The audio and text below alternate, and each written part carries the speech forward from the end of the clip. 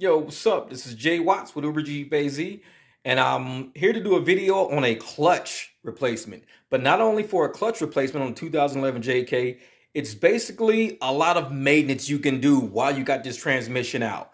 Now, if you want to see how to get the transmission out, how to get it back in, look up Jeep and Jimmy. He's also on YouTube. He has a very detailed, breakdown of how to get a transmission out, the NSG 370, and how to get it back in.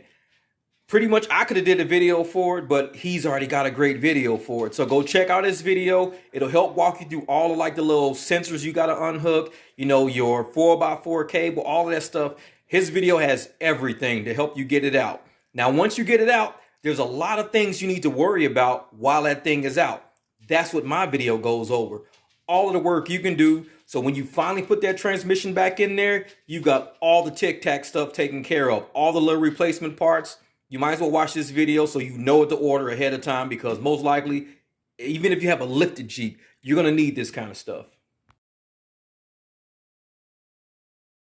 Okay, I got the clutch off. Get this out the way here. There's a couple of 10 millimeters. You can look at the clutch there. Whoops. You see that nice little ring of motion. You look up there. You see those hot spots on there?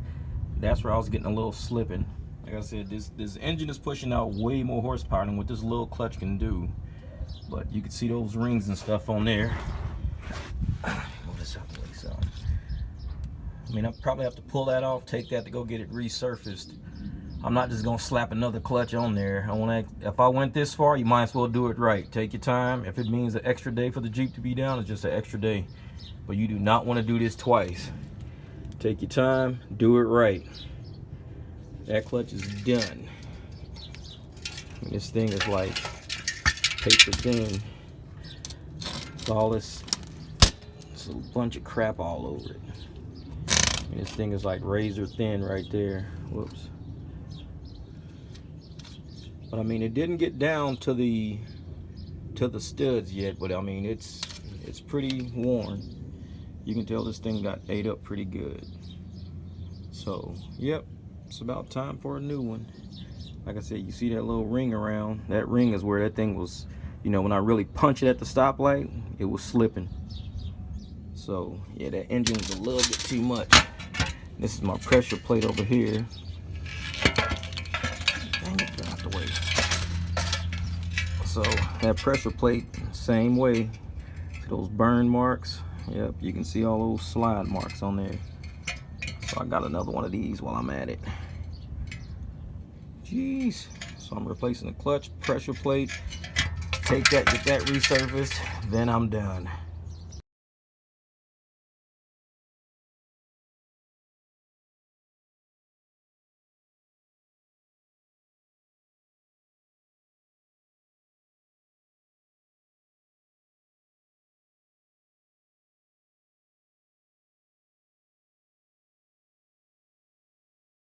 Here we go. Sprung versus unsprung.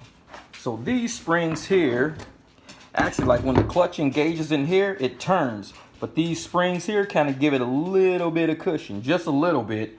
So once these pucks right here, are pressed in between the flywheel and the clutch, this is going to just take off. But these springs give it a little bit of, cushion. Whoop, whoop. What I bought earlier has no cushion. This is 100% race. When this thing hits, it's going. It's taking off on you. So be ready. I'll keep this on the shelf because I may want to try some with that one day. But this is the one that's going into the Jeep now. Because the one I took off was just completely circle. It had a few springs on it or whatever. But this will give me a lot of easier, daily driving traffic. So when I'm letting off the clutch, I don't give everybody whiplash like skirt like that. But this, like I said, once that clutch and that flywheel hit here, there's no springs to kind of give you that cushion. So this thing, this little spline engages, you're out of there, you gone. This gives you a little bit of, okay, y'all, let's kind of cruise a little bit. And these springs will compress down. They'll press. They'll actually get down there and press a little bit to give you that softer blow when you're letting off that clutch and that gear is actually engaging. This is going to be fun one day. All right, finally got the clutch on there, the new flywheel, the new clutch, and make sure you use some thread locker. Now, you're only gonna have like 6 of these bolts, But so you got to make sure when you put this on, like the clutch is up under there, you put the clutch on, put this big flywheel, put your pressure plate on, I mean, but make sure you got this alignment too, because you need to kind of hold this up a little bit as you're basically just securing these bolts. You're not locking those bolts down, you're not locking these down, you're just securing them in place by hand, just twisting by hand to make sure this thing is centered. It should be completely centered, because this is where your transmission is going to slide in right there. So once it slides in, locks in, you know, when you hit that pressure plate, this is going to adjust a little bit, but it's aligned as good as it can get pretty much. And like I said, then you can finally, once this is aligned perfectly, then you can go ahead and air wrench those on. I got my air wrenched them all down on there. I did them by hand for as far as I could go, just to make sure they're threaded right. Then you just air wrench it on there. There you go. New clutches on there. That's 400 horsepower capability right here. I didn't have that at first, so it's gonna be driving a totally different animal now. I'm gonna be able to take off from stoplights and turn this thing sideways. This is how you know your bearings are going out in your little throwout bearing. Listen to this.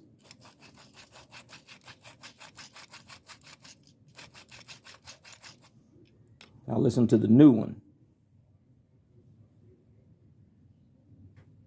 You don't hear nothing, do you? The old one again.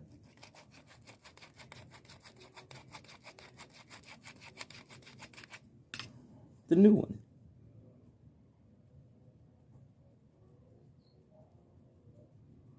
There you go.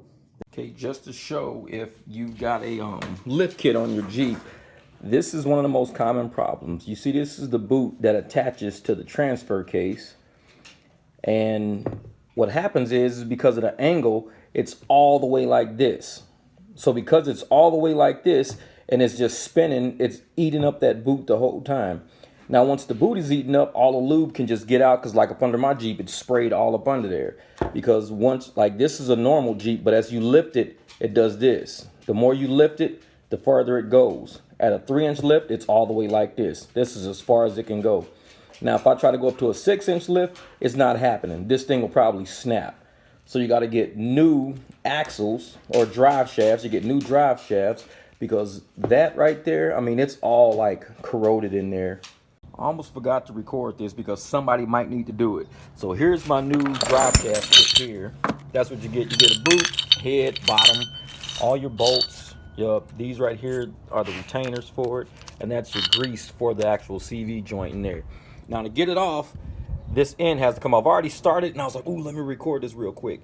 But this thing is like clamped on there. But what I did is I got my little trusty pry bar, my brass hammer, that's Thor's hammer. And you just kind of sit it right here and just hit it a few times. It'll come off. Once the end pops off, you will see there's a retainer clip right there. Let me see if I can get that. Yep, there's a retainer clip right around the edge.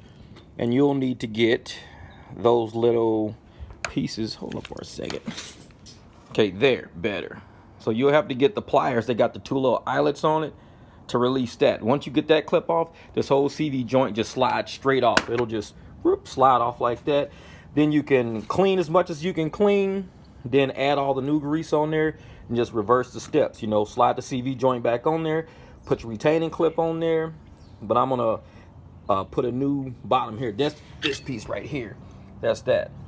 So you're gonna build it all, slide it all back on, put your little retainer clip on, tap your head on there pretty slow, and that should be rebuilt. It's not too bad of a process. And before I get too far, these are what I'm talking about for your retainers.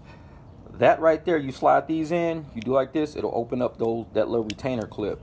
Now I got the kind where you can go backwards and forward. So if I had a retainer clip that was wide open and I had to crimp it shut, I would slide like this and I'd squeeze and it will pull the retainer clip like this. When I just flip the swip like that. So that means when something's in, I just slide it in there, squeeze, it'll open that retainer clip, I'll pull it off, that thing should become free. So once you take that little retaining clip off there, you end up with this. The retaining clip just goes right around that little edge right there. It just slides right in there. But then you pull this big piece off. So what I'm gonna do is I'm gonna clean this out pretty good. You know, I'm just gonna get the chunks out. And then I'm gonna, you know, pop this tail piece off here and I'm gonna start rebuilding it with that. I think I'm done videoing. I'll just show you, you know, the finished product. But you kind of see how to get this thing off. They're not complicated. So you can keep your stock drive shaft and just swap these out and you'll be pretty good. Okay, so that's the blown out boot right there, and there's my new one. So that one will go on. Got my CV joint all cleaned. It was full of just gunk and grease, and all of that stuff right there was all in here.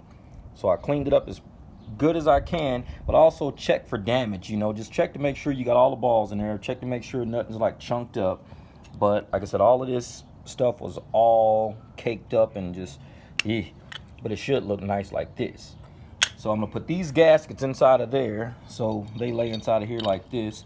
So those gaskets will go inside of each one, so it'll look like that. I'm gonna grease these first with all of this grease here. So these are gonna be completely greased. This seals the grease in. The CV axle is pretty much rebuilt, should be good to go. And so to pack your bearings is kind of just like playing in mud. You're just getting it everywhere where it should be and just pushing it in with your fingers to get all the air bubbles out. I'm gonna do both sides. So you just keep, you know, and you can actually flex this CV joint to make sure you get inside of each and every crevice. Push it down, and it don't matter if it gets in these holes and stuff like that. You're gonna wipe it all down anyway later. But just kind of work it all around, get it everywhere where you can, because in a second I'm gonna turn this over. And if you need more grease, you got tons of it. But I can hear it like trying to push back, so that's good right there. I just want to surround these things with grease, cake that stuff in there as best as I can. Make sure everything gets touched, flexing it a little bit. See that right there needs some grease. It was kind of clean. I don't want nothing to be clean, everything to be completely caked up. There you go, it's all done. I got these bolts in. I just got them in as guide bolts right now. They're not really, because these are the bolts that actually bolt into the transfer case, so I just got them in here as guides because I put gaskets in there. Just want to make sure everything can go through before I put it up under there. So all the bolts can actually go through. Whoops, down there. See, everything can slide in and out. So these bolts, I'll pop them out, get it up under the transfer case when the transmission's back in, and then put everything back together with the new bolts. Like I said, you got all your new pieces. You got your new boot back there. Looks brand new. So instead of paying, you know, $200-300 for a whole nother axle, another stock axle rather, I just spent $24 for this. 24 bucks, put that back together. The money I save, that's what I'm gonna go buy my upgraded drive shaft with. I mean, not axle, drive shaft. So I'm gonna go buy a new drive shaft, an upgraded drive shaft. Don't buy another stock drive shaft. It's a waste of money. If anything, replace your ends for $24, throw the stock one back up under there. If anybody ever tries to sell you a stock drive shaft, don't take it. Save the money, pay the $400 or $500 for the upgraded shaft. So, because you're gonna keep going through these stock shafts over and over. This is the only thing that's really failing is this here. So, you know, that's my advice for drive shafts. Got everything laid out in the Jeep. Last night I climbed up under here. I put my front drive shaft on. So there's my front drive shaft locked in there. There's the new parts right there. So I got all of that stuff locked in there. You know, my rear drive shaft. You know, everything's locked in. I mean, it all came out pretty good, pretty easy. So hopefully my sensor shows up today or tomorrow so I can go take this thing for a test drive. But there it is, transmission's in. It's time to rock and roll, baby. That's what I'm talking about. Okay, if you're having issues after you install this clutch, because mine was having a hard time start, this is my crankshaft position center in the side of my bell housing. As you can see, my new flywheel is eating into it. I was wondering why I was having a hard time starting this thing. Like, it wouldn't start. It would take like 10 seconds to finally start. Then it would run. But even then it would run real hard. Like, it just wouldn't stay like at a good idle. If you give it gas, it would just, you know, start dying. But this is why. The crankshaft position sensor, it shouldn't touch your flywheel. So I'm gonna have to go through, put some spaces on here to kind of back it off a little bit. That way this won't go in and touch that, because it slides into a hole. Once it slides in, if it's in too far, hits the flywheel. So you got to put spacers in a way to kind of pull it back off. So yeah, just went and picked up a new crankshaft sensor. You know, that's the old one right here, the one that was all scratched up. So you can see where it was hitting right there. Like what I did this morning is I took an angle grinder and tried to see if I could clean it down a little bit. So I cleaned it down and tried to start the car, and it started just fine. When I get to the actual crankshaft sensor, you come through your passenger side, and it sits right, here's your headers or your manifolds. It'll be sitting right there. Now there's like a little 10mm screw at the top of it. Just pop that screw out. You got to make sure when you put the new one in, don't push it all the way in. Get a couple of spacers. I'm gonna put a couple of spacers up under my bolt when I put it in, because I have a position right now where it fires up like instantly. At first, when I used to try to start it, it was just like, because it was hitting that sensor, scraping against that sensor. Now when I turn the key, fires right up. Okay, this is me about to try to test fire it again. Like I said, it was always going, now this is me turning the key. Look at that. Sounds like my old Jeep, fires right up. I just gotta let it kind of learn itself a little bit, but I mean, it's running fine. I don't got my, it had a traction control light on there at first, and it had the intake throttle position sensor light was on. All of that's gone now. So Jeep runs fine. Crankshaft sensor. Out of all of that stuff, crankshaft sensor. So make sure when you put a new flywheel on, new clutch on, if it's scraping up that sensor, replace it. Run the car a couple of times, pull that sensor, take a look at it. If it's scratched up, yeah, it's sitting in too far. This right here is the Maiden Voyage, the actual, after everything's done. I think everything that I had to put on is actually put on. Got the new crankshaft position sensor. I got new belts. What else I got? I got a new crankshaft seal, the front seal, because the belt wrapped around so much it ate into my front crankshaft seal. So I put a new seal on there. And man, this transmission grabs. I love it though. Like, there is no hesitation. Yeah, this thing's ready to rock and roll now. I'm ready to have some fun. Where's the next hill at? I mean, pushing this clutch in is like butter. This thing's nothing. And it catches perfectly, almost at the very top. It catches perfectly. So I just have to do like that. I don't have to go all the way to the floor. You barely hit it and it's gone.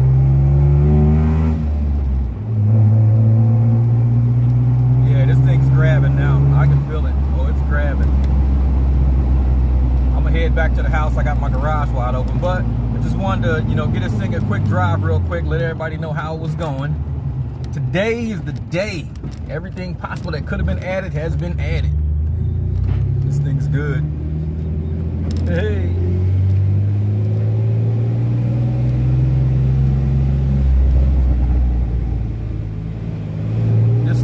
It's grabbing. There is no slip to it whatsoever.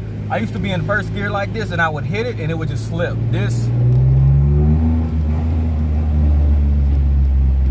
That thing's ready.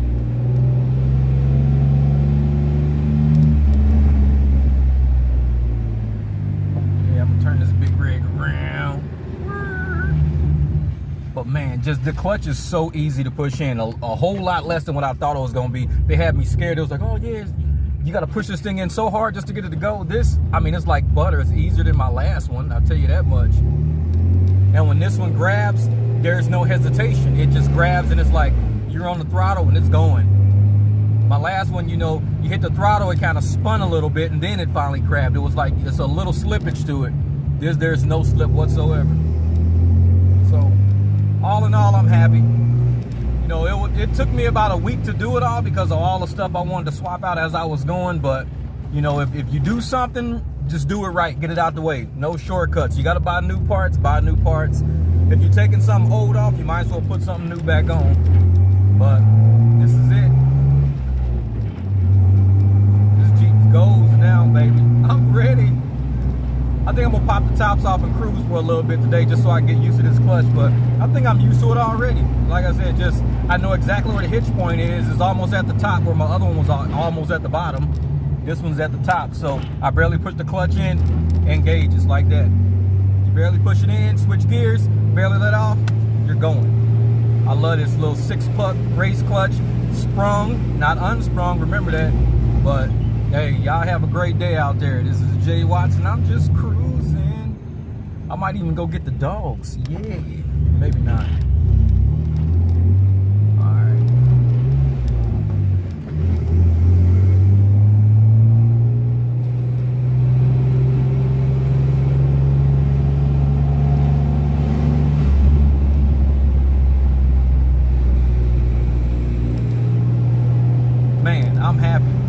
long repair. It was a lot more involved than what I thought it would be, only because of all the other stuff I wanted to do while I was at it. If it was just a clutch, I'd have been done like 2 days.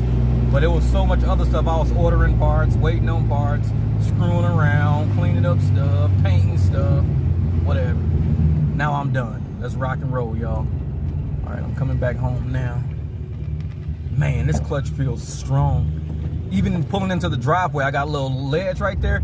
I let off the clutch, it's shooting up the driveway. I used to have to give it gas. I didn't have to give that thing gas. I just let off the clutch. It shot right up the little hump right into the driveway. It used to actually kind of like hesitate. Going to the driveway, I have to kind of pump the gas a couple of times, but now no acceleration whatsoever. You just let off the clutch, it grabs, pulls you right up and over.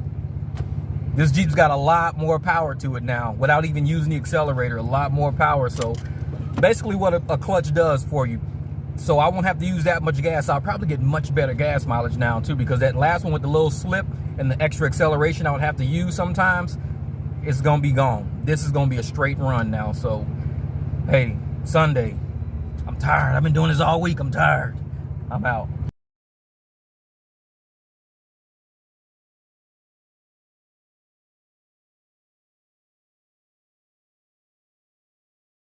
Oh, and on the inside, that's what I was painting, that right there. So I wanted that to kind of match everything inside of the Jeep. I put a new one of these on that actually matches that. This was there when I bought it, but this was the stock part. So I just replaced that because I had to break the old one off because they glued it on there with adhesive or whatever. So, and that's my new center console. Looks pretty cool. Got my little air freshener sitting there. But yep, just repainted that so it matches my doors, because I repainted all these interior things too, like that little V6 supercharged stuff. But yep, had to take that whole thing apart, paint it. It looks pretty good now.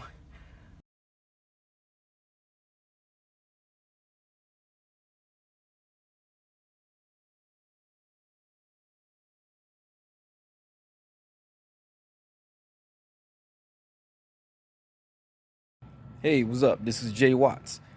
If there's anything that you've seen in these videos that you're very appreciative of, feel free to shoot me a tip.